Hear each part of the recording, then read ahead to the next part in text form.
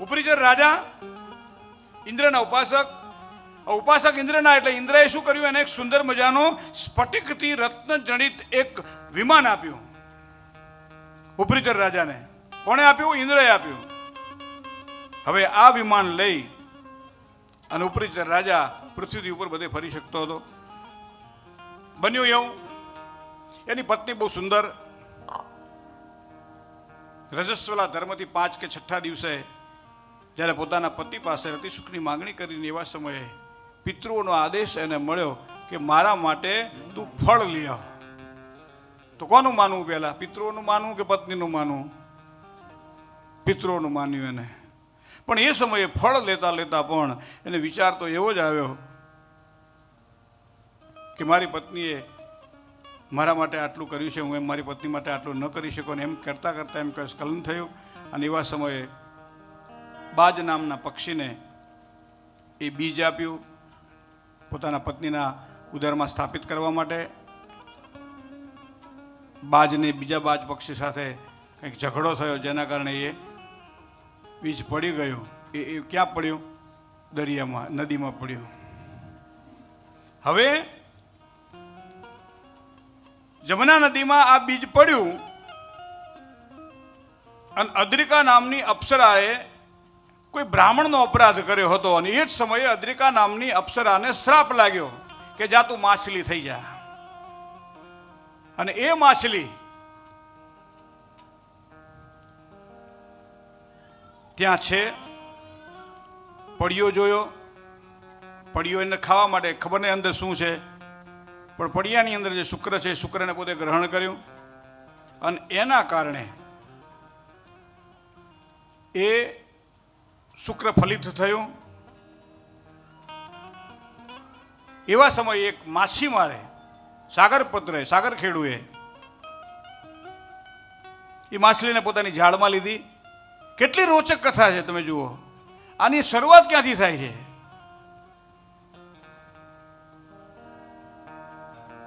અને સાગરપુત્રે કન્યાને એ માછલીને હાથમાં લીધી, એને કાપી. અને એ ધ્રુતાજી જે અપ્સરા હતી એને શ્રાપ હતો કે અદ્રિકાને કે બહુ તારું બહુ અહીંયા માછલી તરીકે તું બહુ રહીશ નહીં, કોઈ તારો વધ કરશે એટલે તું પાછી પોતાના સ્થાન ઉપર જતી રહીશ. એટલે આ બાજુ છેદાઈ એટલે એમાંથી 2 દીકરો અને દીકરી નીકળ્યા. હવે પાછા પહોંચ્યા ક્યાં? રાજા પાસે. સંતાન 2 માછલીના ચીર્યું અને એમાંથી 2 સંતાન નીકળ્યા. તો એવા સમયે દીકરા અને દીકરીને લઈ રાજા પાસે ગયા. રાજાએ કહ્યું કે આ દીકરીને તું રાખ, દીકરો મને આપી દે. અને દીકરાનું નામ હતું મત્સ્યરાજ અને દીકરીનું નામ હતું મત્સ્યગંધા. જો આ બીજ પકડાણું અહીંયા. મત્સ્ય એટલે માછલી, માછલી જેવી ગંધ આવતી હતી જેનામાં, એટલે એનું નામ મત્સ્યગંધા પડ્યું. દીકરી સુંદર, મોટી થઈ એટલે પિતાના કામમાં એ પોતે હાથ બટાવે, પિતાના કામમાં મદદ કરે. સાગર ખેડુ એટલે એ નાવિક છે, એ જે કોઈ એના જે યાત્રિકો આવે એને આ કિનારેથી જમનાના પેલા કિનારે લઈ જાય. બપોરનો સમય અને આ નાવિક જમવા બેઠો હતો. અને એવા સમયે ત્યાં ઋષિ પરાશર આવ્યા. પરાશરે કીધું કે મારે પેલા છેડે જવું છે, મને તમે મૂકી જાઓ. સાગરે કીધું, આ નાવિકે કીધું કે બાપજી હું તો જમું છું. પોતાની દીકરીને આદેશ કર્યો મત્સ્યગંધ્યાને કે તું જા અને ઋષિવર્યને સામેના છેડે મૂકી આવ. લાવણ્યમય સ્વરૂપ, સુંદર સ્વરૂપ. તમે વિચાર કરો કે જે ઋષિ, આ બહુ સમજવા જેવી વાત છે, જે ઋષિ પોતાના તપોબળના આધારે ખરા બપોરને અંધકારમાં પરિવર્તિત કરી શકતા હોય, એને કોઈ દાડો કામ જાગે? પણ એવી છે કુદરતની. તમે કળા જુઓ કુદરતની, કે જે સમયે મત્સ્યગંધા નાવ ચલાવી રહી છે, ઋષિ એની સામે જોઈ રહ્યા છે અને મત્સ્યગંધાને રતિક્રીડા માટે આગ્રહ કરે છે. ત્યારે સાગર ખેડૂની દીકરી કહે તમે વશિષ્ઠના કુળમાં જન્મેલા છો બાપજી, તમારું ઊંચું કુળ, તમારું ઊંચું ખાનદાન છે, આ વાત તમને સારી લાગે, ત્યારે કહ્યું છે કે અત્યારે જે નક્ષત્ર ચાલી રહ્યું છે, અત્યારે નક્ષત્રનું જે બળ છે, અને અત્યારે આ નક્ષત્રના બળની અંદર કોઈ પણ જગ્યાએ જ્યારે ગર્ભાધાન સંસ્કાર થાય તો એનું સંતાન સૌથી વધારે શ્રેષ્ઠ બને. આજ પણ જ્યોતિષ શાસ્ત્રની અંદર 3 પ્રકારે પારાશરના અભ્યાસના ક્રમમાં લેવામાં આવે છે. એક લઘુ પારાશરી છે, એક મધ્ય પારાશરી છે, અને એક બૃહદ પારાશરી હોરાશાસ્ત્ર છે.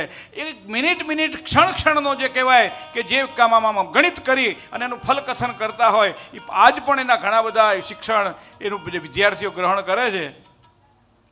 પણ મૂળ વસ્તુ આ હતી. અને એવા સમયે જ્યારે મત્સ્યગંધા તદા જાતા કિશોરી જાતિ સુપ્રભા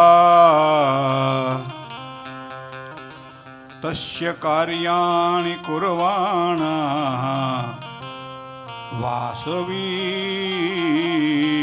જીતિ સુપ્રભા કદા તીર્થયાત્રામ વ્રજન પરાશરો મુનિ આજ ગામ મહાતેજા કાલિંદાસ્તારમુત્તમમ. શ્રોત્રિય બ્રાહ્મણ વશિષ્ઠના વંશજ